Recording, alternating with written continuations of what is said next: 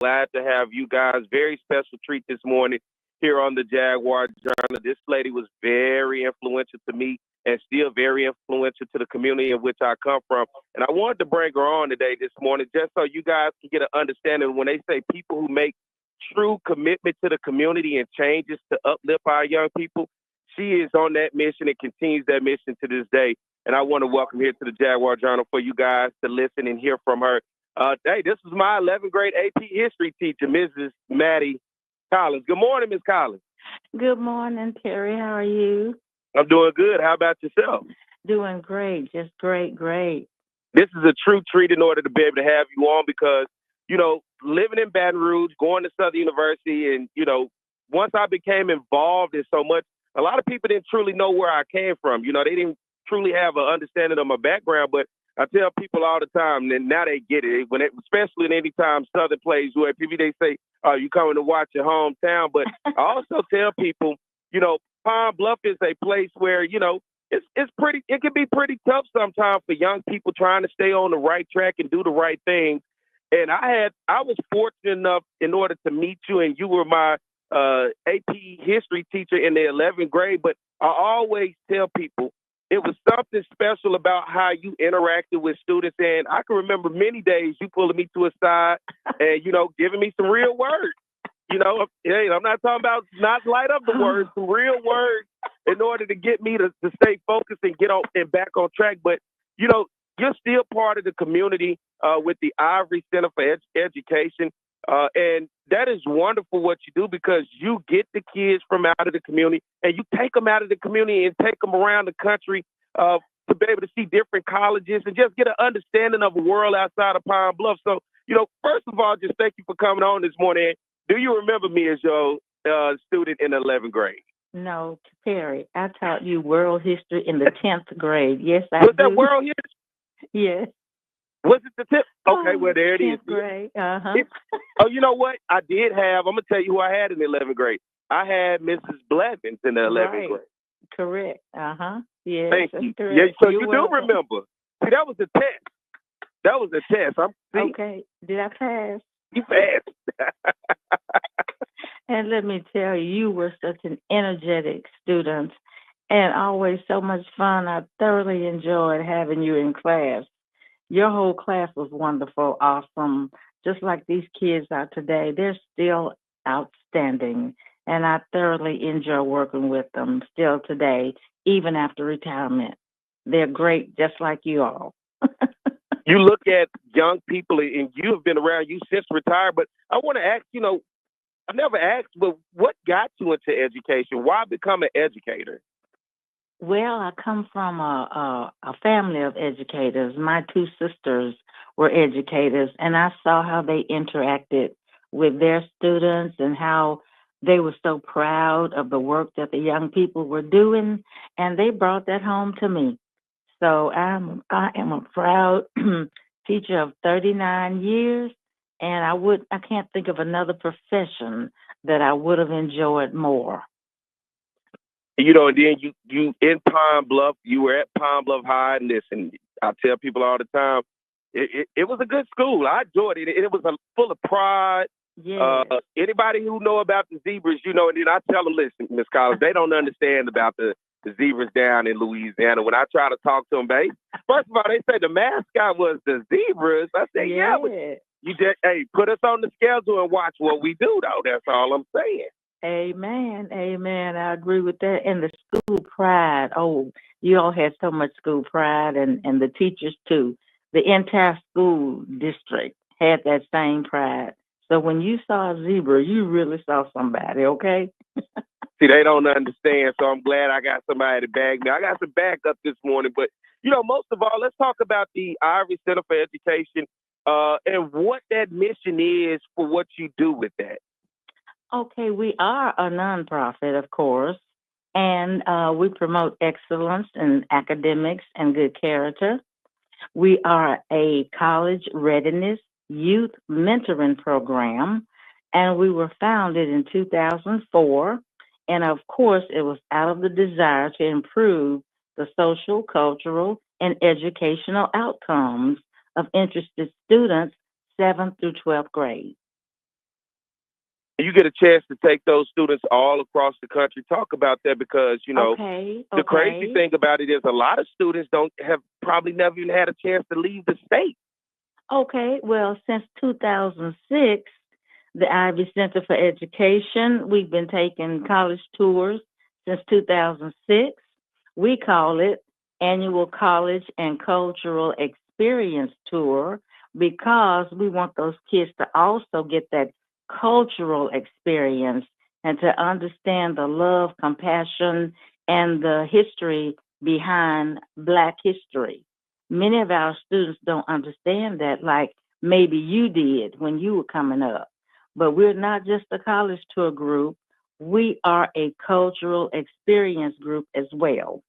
Now, this year's tour will be June 16th through 24th, and some of the colleges we will tour are Prairie View, Texas Southern, Xavier, Dillard, and Southern University at Baton Rouge. The last time we were at Southern, it was 2019. Do you remember? I definitely remember.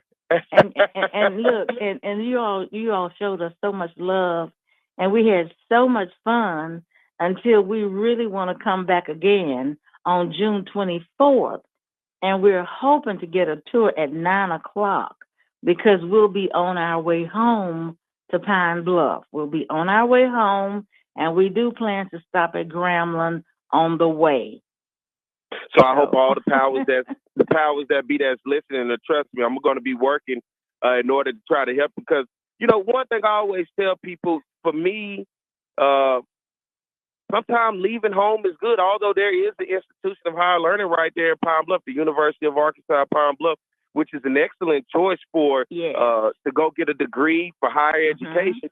Sometimes Mhm. it's just good, and we see that all the time in Baton Rouge, where students will go to Alcorn because it's right up the road, or they'll go to Grambling where it's just far enough to be away from home, but they can come back home. It's good sometimes to leave your environment, go somewhere, learn and Mhm. meet new people, and then, as you say, a cultural aspect, learn something Yes. different from somewhere else. And that's one of the things where I've always, even with coming to Southern, look, I tell people all the time, I may not be able to get you anywhere else, but I know for sure you come to Baton Rouge, I'll be able to help you out. I'll be able to put you around the right people in order to try to see can we get you an education.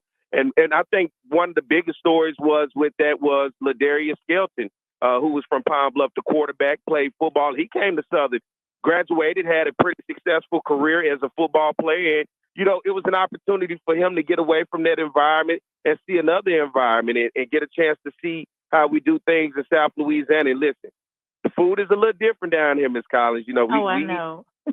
we eat that etouffee and them boudin balls and that gumbo. It's a little different. It'll lock Oh, in if you're not prepared. And it'll well, put I on a love couple it. pounds on you. Ask me how I know that. Well, we love it. We love it. And the hospitality you showed us spoiled us real bad. So the kids have told the other students, and they want to come as well. So we're excited about the college tour for this summer. Really excited. And we're excited about coming to Southern and to see you again. Oh, wow. That's going to just be awesome. Awesome. And I appreciate that because, a lot of times students come and go and they're forgotten by the educators. A lot of times the educators are forgotten by the students. But, you know, over the years, you've always been that beacon of hope for the community. And it was like that even before I became a student of yours. I always heard about, hey, you want to get Miss Collins class, but trust me, if you get Miss Collins class, you better be ready to come in there and work because it's not going to be any slouches. She's going to push you to the max. She's going to get the best out of you. And if any point she sees that you're going to get pulled to the side and there's going to be some words exchanged with you to let you know you need to get back on track. And, for that, I want to tell you here live for everybody, I'm thankful for that. And I love you for that because a lot Oh, of times as young people, and I explained it here, sometimes we can get lax. And of course, young people, we always at some point try to find a shortcut to something, the easy route. And when we do that, sometimes it lessens the opportunity for us to maximize our potential. And when we do that, and if nobody checks that, we'll begin to think that's the way of how to go about through life, just trying to do it a shortcut way, trying to do it quick, fast, in a hurry. But in actuality, it takes away from the potential that you could be in life and the person that you can ultimately maximize as being. And you did that not only for me, but many other students. And I think for that, that's why you see students even to this day gravitate to you, and why you continue to do the awesome work that you do. Because you have, even in retirement, you have not given up on the students. You look, you could be doing plenty other things, but you still focus in on the students. And that's what's important, especially for those who don't understand where we come from in Pine Bluff, understanding that those students, the same way in Baton Rouge and plenty other places across the country, they just need some love and somebody to take the time with them and to show them something different. And you ain't got to just always be ignorant with them. They can take education and respect, but you have to give them that respect in return. Absolutely. Absolutely. Now, you said a word right there. Respect is a two-way street. The teachers have to respect the students as well as the students respecting the teachers. So it's a two-way street. And talking about love, I loved you all and I love these kids. Love is a key component. Love and care and concern. These kids want to know that you care about them. And once they know that, you have them hooked. They'll work hard. They'll do well on ACT. They'll get ready for college. They'll get ready for the world because they know there's someone who believes in them. So that love is correct, Perry. You're 100%. I got teared up a little bit. You are 100%. We have to love the kids. And I also understand because, look, I saw certain students, they act one way in one class, but I know when everybody walks through your door listening, but I don't care what you did previously or what you're gonna do after. It's gonna be some respect in here. But it was your presence that commanded that, and it still does to this day. You know, as you went through your journey as an educator, how did you start to realize, all right, maybe I need to try this, maybe I need to try that in order to get these students to realize, to listen to me and understand what I'm telling them could be life-changing for the better? Involve them in the discussion. Don't just go in and do all the talking. Let them talk also, because, I don't live on their street. I don't know what they go through. So we would, talk about the lesson, but also talk about what you want to talk about. Let me learn who you are. What are your goals? What do you want to become? And then help you fulfill your goal. And, just be open to them. Don't be stuffy and pretending that you don't care or looking like you don't care. Make sure that you understand that they are truly human beings and they want to be successful just like you do. And that's one of the things I think we have a disconnect typically from generation to generation where, as generations change, young people in the world that they live in change. For me, the change was growing up in the world of getting the internet, right? Going from tape to CD to MP3 player. Now, I have to look even with my kids, now today, I had a flip phone or a Nokia. Now today, the phone is everything that we had to go different places to get it. So the phone catches their attention a lot more. And like I talked to my kids about, it's powerful to have a phone in your hand. You just got to realize how to use it in the right way and don't waste your time. And so, each generation has a change, a dynamic that maybe another generation may not quite truly understand. And it ain't worth writing them off if you're not willing to understand. You have to understand these young people because they're the future, and the way that the world is going to work for them when they become adults is going to be different from us as when we become adults. Absolutely. Absolutely. So we also have to change with the times. We can't just live in a box and live in yesteryear. We have to understand this generation is so smart. And talking about technology, oh my God, they know everything about technology. I am impressed with how smart they are. And when I hear people saying things like, this generation is terrible, they're awful, I say, yeah, we were too. Every generation is terrible and awful. Every generation. So let's work with what we have. Let's love them and help them. It's their time. And when I tell you they're going to be great, they are. Believe me. just like you. Hey, I appreciate you too. Listen, it's three people I always say that was pivotal in my life at Palm Bluff High. It was you.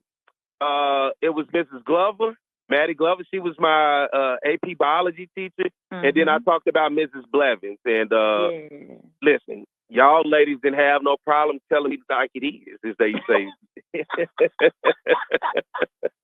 But And you know what? I tried not to ever miss school because I didn't want to miss the kids. I mean, you can count the days I was absent for 39 years, Maybe it was a field trip or something, I didn't want to miss the kids. Yeah, that's it. I didn't want to miss the kids.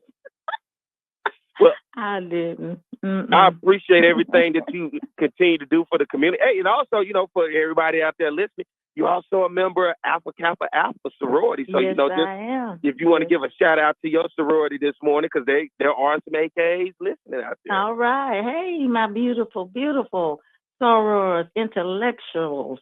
Oh, I know. Intelligent, beautiful, all that goes together. And I hope you're having a wonderful day out there. I don't know how to ski wee real good like you all, but ski wee, my beautiful sorors.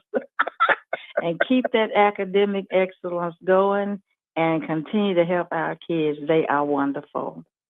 Well, Ms. Collins, I appreciate you for coming on this morning, being able to let the listeners of Baton Rouge and everyone across the country get an opportunity to hear about an educator that's out here continuously, even in retirement, still working with the community and making sure that our future and our next generation is still pushing through and that nobody is giving up on them. So I appreciate you and I love you for all that you do and then what you've done for me. So I appreciate you for coming on and speaking with me this morning. You're welcome. Love you so much and take care of you and your family. Thank you for inviting me. Yes, ma'am. Talk to you later. All right now. Bye-bye. All right.